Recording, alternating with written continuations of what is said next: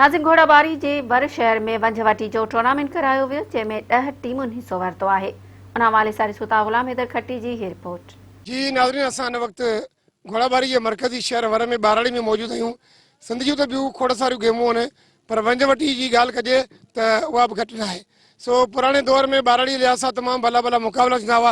हिन वक़्तु बि नौजवाननि में इहा वंजवटी गेम हिते शुरू आहे ऐं असां हिते मौजूदु आहियूं। हिते जेके रांदीगर आहिनि ऐं हिते जेके नंढा ॿारनि खां वठी नौजवान ताईं हिननि सां ॻाल्हि ॿोल कंदासीं त तव्हां इहे कॾहिं खां गेम कुॾो पिया, तव्हांखे केतिरो मज़ो ईंदो आहे। सो ॻाल्हि ॿोल कंदा वंजवटी जे रांदीगर। ये रांदि असांजी टूर्नामेंट जेको हले पियो हींअर वंजवटी जो, इन में असीं वसारनि खां इहा अपील कंदासीं त असांखे इन खे अॻियां वधायो वञे।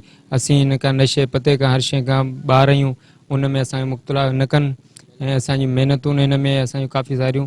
असीं हिन में पंहिंजी जान जो जेको जो रखूं था हथ ते, कुॾूं था रांदि में, इहो असांजो नुक़सानु थिए थो। पर असीं पोइ बि इन शौक़ खे अॻिते वधाइण जी कोशिश में आहियूं ऐं असीं वसारनि खां इहा अपील कंदासीं त असांखे अञा बि वधायो वञे, अॻियां सरकारी मैच कराए वञनि, उन्हनि में असांजो हिसो वठियो वञे त असांखे अॻियां जीअं तीअं असांजी सुञाणप थिए। तक़रीबन असांजा वॾा कुॾंदा हुआ, पर मूं पाण ख़ुदि 8 साल खां शुरू कई आहे। हींअर मुंहिंजी उमिरि 37 साल आहे। अञा ताईं आउं इन रांदि खे खेॾी रहियो आहियां ऐं मूंसां गॾु मुंहिंजी टीम आहे, जेके सुठा दोस्त आहिनि, सुठा खिलाड़ी आहिनि ऐं तक़रीबन असां 5-6 ज़िलनि में रांदि कुॾिया आहियूं ऐं कंहिं बि ज़िले अञा असांखे हारायो न आहे।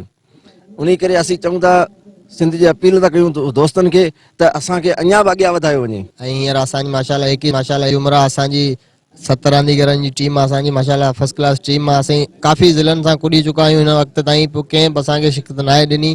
अञा बि असांजी उमेदु आहे त कुॾंदासीं। जे अपील था कयूं त असांखे कुझु न कुझु फंड ॾिना वञनि, छो असां ग़रीब माण्हू आहियूं, नौजवान बेरोज़गार आहियूं ऐं रांदि कुॾूं था, बसि इहो ई असांजो कमु आहे। महिरबानी। ये रांदि पुराणी आहे, शुरू खां वठी माना असीं हिन उमिरि खां वठी शुरू कुॾंदा थिया आहियूं ऐं ॾिसंदे कुॾंदे शुरू थिया आहियूं, पर को बि माना सिंधी रांदि अञा किथे बि असां माना कोन कुॾी आहे। उन करे असीं हिन अपील था करियूं सिंध वारनि खे त असांखे अॻियां अञा वधायो वञे। उन करे त इहा तमामु ॾुखी रांदि आहे, हिन में गोॾियो बि निकिरो सघे थो, माना किथे बि ढक लॻी सघे थो। कैमरामैन केशना चौहान सां गॾु आउं आहियां ग़ुलाम हैदर खट्टी, मेहरान टीवी न्यूज़ घोड़ा।